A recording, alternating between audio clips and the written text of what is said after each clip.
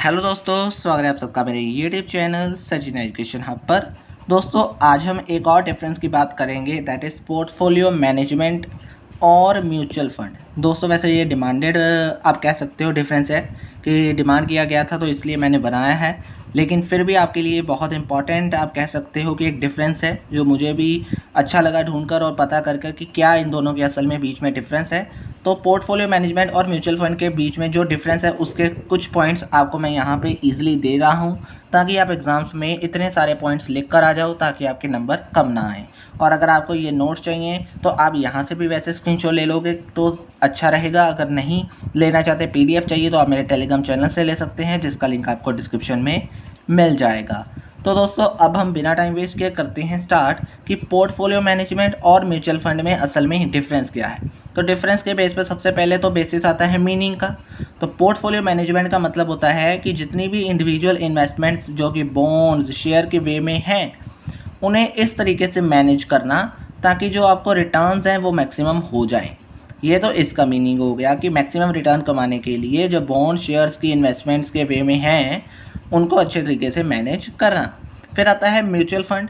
तो mutual fund का main मतलब होता है कि जो फाइनेंशियल व्हीकल है ये क्या करता है, मनी को इकट्ठा कर लेता है, यानी कलेक्टेड मनी का एक पूल बना देता है। जो कि इन्वेस्टर्स ने पैसा लगाया होता है उनके मनी को पूल के वे में कलेक्ट कर लेता है और डिफरेंट सिक्योरिटीज़ जैसे कि स्टॉक्स और बॉन्ड में पैसा लगाता है। वैसे आपके लिए कॉमन है, आपको ज़्यादातर इसके बारे में पता है अगर आप भी इन्वेस्ट करते हो तो। फिर आता है फी स्ट्रक्चर। तो आपको ये जानकर थोड़ा सा होगा कि क्या किसका ज़्यादा आपको खर्चा लगेगा। तो आंसर इज़ पोर्टफोलियो मैनेजमेंट, क्योंकि इसमें एक तो फिक्स चार्जेस हैं ही जैसे इसमें भी हैं, लेकिन फ़र्क इतना है कि पोर्टफोलियो मैनेजमेंट के अंदर फिक्स फीस तो लगती है, परफॉर्मेंस फीस भी लगती है और फंड मैनेजमेंट फ़ीस भी लगती है। तो इसलिए इसकी जो फ़ीस है वो वेरी हाई है as compare to mutual fund. जबकि म्यूचुअल फंड इतना ज़्यादा हाई नहीं है, उसमें आप कह सकते हो फिक्स चार्जेस तो हैं ही, लेकिन डिपेंड अपॉन इंडिविजुअल इन्वेस्टमेंट, ये इंडिविजुअल कितनी इन्वेस्टमेंट कर रहा है उसके बेस पे देखा जाता है। फिर आता है रिस्क के बेस पे। तो देखो दोस्तों, अगर आपने वेरी हाई फी स्ट्रक्चर कह दिया या फिर आपने मैक्सिमम रिटर्न कमाने हैं, तो मोर रिटर्न आप कह सकते हो ऑटोमेटिकली रिस्क ज़्यादा होगा। क्यों ज़्यादा होगा ये भी आपको पता है कि आपने ऑटोमेटिकली जो देखा है इस केस में कि वो क्या है कि जो हम पैसा मैनेज कर रहे हैं, तो मैनेज के केस में आपको ज़्यादा देखना होगा। तो मैनेजिंग जो होती है वो मोर रिस्कर होती है, जबकि दैट इज़ म्यूचुअल फंड में ऐसा कम होता है, क्योंकि आपने एक बार कम पैसा लगाया आपका काम हो गया। तो इसलिए इसमें ज़्यादा रिस्क नहीं है, इसमें आप कम अमाउंट के ऊपर भी इन्वेस्ट कर सकते हो, लेकिन इसमें आपको एक नेट वर्थ उसे पूरा करना होता है, उसके बाद इन्वेस्टमेंट स्टार्ट होती है। और ये नेट वर्थ जो होती है वो हाई होती है, इसमें कम होती है। ठीक है जी। फिर आता है टैक्स। अब देखो जी, टैक्स जो इनकम टैक्स है वो किसके ऊपर लग रहा है, दैट इज़ अगर आप इनकम टैक्स पढ़ोगे या पढ़ रहे हो तो आपको पता है उसमें कैपिटल गेन का कंसेप्ट आता है। तो पोर्टफोलियो मैनेजमेंट जितना भी है वो कैपिटल गेन माना जाता है और उसके ऊपर टैक्स कैपिटल गेन के अंदर ही लिया जाता है, जबकि म्यूचुअल फंड फुली एग्जेम्प्ट माना गया है इनकम टैक्स के अंदर। फिर अब ट्रांसपेरेंसी की बात कर लेते हैं। तो ट्रांसपेरेंसी क्या है, नॉट देन एमएफ, यानी म्यूचुअल फंड के रिगार्डिंग इतनी ट्रांसपेरेंसी इसकी नहीं है, ये काम के अंदर ट्रांसपेरेंसी इतनी आपको नहीं देगा।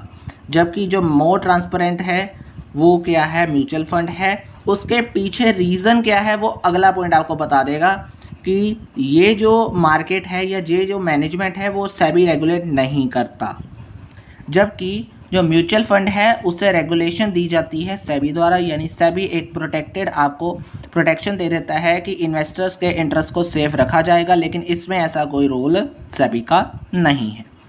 फिर आता है रिटर्न। ज़्यादा रिटर्न क्यों मिलेंगे यहाँ पे आपको, क्योंकि रिस्क भी ज़्यादा है। आपको पता है risk return relationship, more risk more return, ऐसे ही आपने रिलेशन बना दिया, लेस रिस्क लेस रिटर्न। ठीक है जी। फिर आता है अकाउंटेबिलिटी।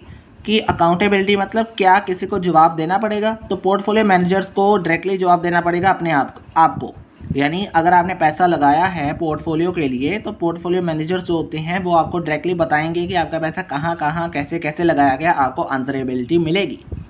लेकिन एक बार अगर आपने म्यूचुअल फंड में पैसा लगा दिया तो ऐसी कोई ऑब्लिगेशन म्यूचुअल फंड की नहीं है। तो उसे कोई आंसरेबिलिटी नहीं देनी पड़ेगी। तो इसलिए जो पोर्टफोलियो मैनेजर्स होते हैं उनको तो आंसर देना पड़ेगा, जवाबदारी देनी पड़ेगी, लेकिन इसमें ऐसा नहीं है। तो दोस्तों मेरे ख्याल से इसके भी 7-8 पॉइंट्स आपके लिए बहुत ईजिली लिख दिए गए हैं। यहाँ पे आप यहाँ पे देख भी सकते हो, दोबारा से मैंने दिखा दिया है। तो यहाँ पे दोस्तों आपके लिए इजी आपको बता दिया गया, सारा कुछ एक्सप्लेन कर दिया गया, डिफरेंस आपको क्लियर हो गया होगा। अगर वीडियो अच्छी लगी है, समझ आ गई है दोस्तों, तो लाइक शेयर एंड सब्सक्राइब करना मत भूलना। कहीं पे प्रॉब्लम है तो नीचे दे के कमेंट बॉक्स में कमेंट भी कर सकते हो। तो आज के लिए इतना ही है दोस्तों, थैंक यू वेरी मच।